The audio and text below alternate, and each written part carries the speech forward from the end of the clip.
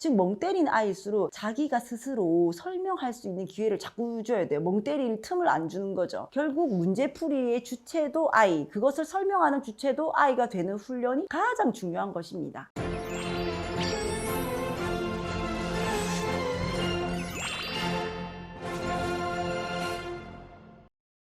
안녕하십니까. 고민해결 의사쌤 이지원입니다. 저는 제가 초등학교 3학년 아들에게 수학을 가르치고 있습니다. 오늘은 제가 엄마표 수학을 가르치게 된 이유를 말씀드릴 텐데, 저희 집 상황과 같은 분이 계시다면 여러 가지를 다시 한번 점검하시는 계기가 되셨으면 좋겠습니다. 그리고 3년차 엄마표 수학을 하는 사람으로서 주의하셔야 될 점을 오늘 또 말씀드리고자 합니다. 저희 아이는 멍 때리기를 자주 하는 습관이 있거든요. 이것 때문에 제가 수학학원을 좀 다니다가 일찌감치 그냥 보내지 않고 있습니다. 왜냐하면 이렇게 멍 때리기를 잘한 아이들은 강한 동기부여가 돼야지 멍 때리지 않고, 아니면 자기가 엄청 재미있는 것을 할 때만 멍 때리기를 안 합니다. 근데 뭐 그렇지가 않잖아요. 학원이라는 곳이. 이 멍 때린다는 것은 이 멀리서 보면 애가 참 선생님 설명을 그냥 가만히 잘 듣고 있는 것처럼 보이는데, 이 막상 방금 한 말을 물어봐도 애가 대답을 못해. 머리에는 완전 아무것도 들어가는 거 없이 진짜 멍하게 있는 거 그 자체거든요. 잠깐 멍 때리는 순간 선생님 설명 휙 지나가고, 또 멍 때리고 나면 뭐 현실로 돌아오는데 또 시간이 또 걸려. 그러는 사이에 뭐 1시간은 그냥 금방 지나가는 거죠. 그러다 보면은 뭐 학원 가서 배워오는 게 제대로 없는 거죠. 그냥 허송세월만 보내고 오니까 제가 막 그냥 그만 보냈어요. 그래도 혹시 어머님들이 뭐 조금이라도 앉아 있다 오는 게 도움이 되겠지, 그래도 머리에 들어가는 건 좀 있겠지 하신다면 그것은 그냥 어머니의 꿈입니다. 이렇게 멍 때리는 상태로 학원을 보내면 나중에 이럴 수가,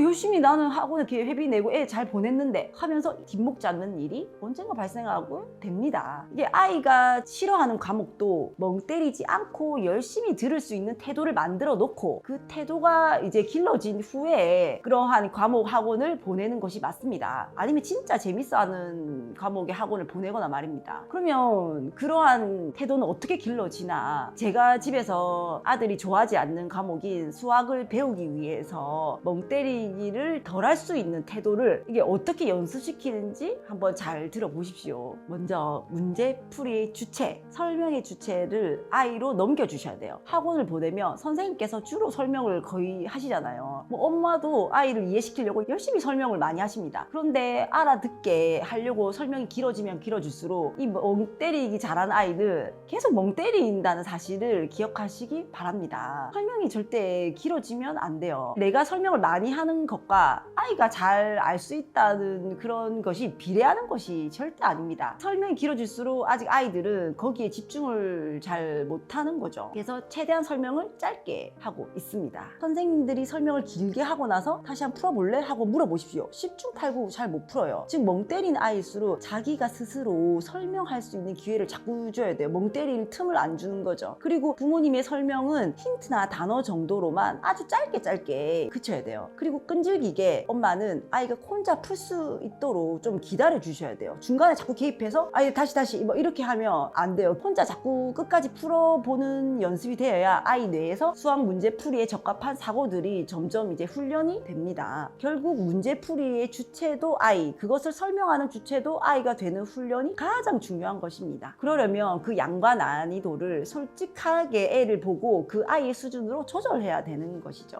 그래서 저는 처음부터 내가 설명이 길어질 것 같은 문제는 아예 준비를 하지 않습니다. 내가 적당한 힌트 뭐 몇 단어만 말해도 애가 풀 수 있는 정도의 수준, 그런 문제들만 준비해요. 저희 집은 교과서 수학 익힘 아니면 수학 그 교과서의 단원평가 정도의 수준의 문제만 애한테 풀게 해요. 그리고 어렵게 풀고 나서 스스로 설명해 보도록 계속하고, 스스로 설명이 엉망진창 두서없이 얘기하더라도 적당한 단어만 들어갔다면 우리가 끼어들지 않고 수고했다고 꼭 얘기해주고요. 결국 설명하는 사람이 제일 많이 이해하는 것을 부모님들이 아셔야 돼요. 우리만 이해 많이 하면 안 되잖아요. 그리고 이렇게 하면 이제 애가 주체가 돼서 애가 진짜 멍 때릴 시간이 없어집니다. 그 단원에 대해서 애가 참 깊이 있게 이해를 할 수 있는 거죠. 그리고 두 번째, 틀린 것을 계속 반복해야 됩니다. 디딤돌 중에서 이제 개념 원리 편, 수학 익힘 정도의 수준의 문제를 3-4바닥 정도를 30분 정도로 풀립니다. 만약에 오늘 힘들게 풀거나 틀린 문제가 있었다. 그러면 그 다음 날 그 문제들만 모아서 또 계속 풀게 해요. 3, 4일을 똑같은 문제를 계속 풀게 해요. 그러면은 마지막 날에는 이제 다 맞겠죠. 이 과정에서 아이는 모르고 틀린 것은 계속 반복해서 풀고 또 푸는 것이 공부구나 라는 생각을 잠재의식 속에 계속 심어지게 됩니다. 공부 잘하고 못하고는 그 개념을 얼마나 깊이 이해하느냐가 중요하지, 그 속도를 빨리 빼고 선행을 빨리 하고 그런 것이 공부 잘하고 못하고의 척도가 절대 아니에요. 그 깊이라는 것이 거창한 것이 아니라 풀이 개념을 설명할 수 있는 그게 깊이인 거죠. 학원에서 나가는 진도의 속도로 엄마 만족하시면 안 돼요. 그 단원에서 꼭 알아야 되는 것은 교과서 수준의 단원 평가예요. 이 단원 평가의 수준의 문제를 애를 풀려서 다 맞고 설명할 수 있을 정도만 되면 정말 눈에 보이는 깊이인 거죠. 이 깊이에 초점을 맞추셔야 돼요. 속도가 아닙니다. 그 다음에 그때서야 다음 진도를 넘어가셔야 됩니다. 그러면 엄마표 수학도 할 수 있는 거죠. 이러한 공부 태도를 아이에게 습관을 다 시켜놓고 그 다음에 이제 학원을 보내는 것이 저는 초등, 중등 교육의 핵심이라고 생각합니다. 먼 훗날의 수능을 위해서도 말입니다. 여러분에게 도움이 되는 영상이 되었으면 좋겠습니다.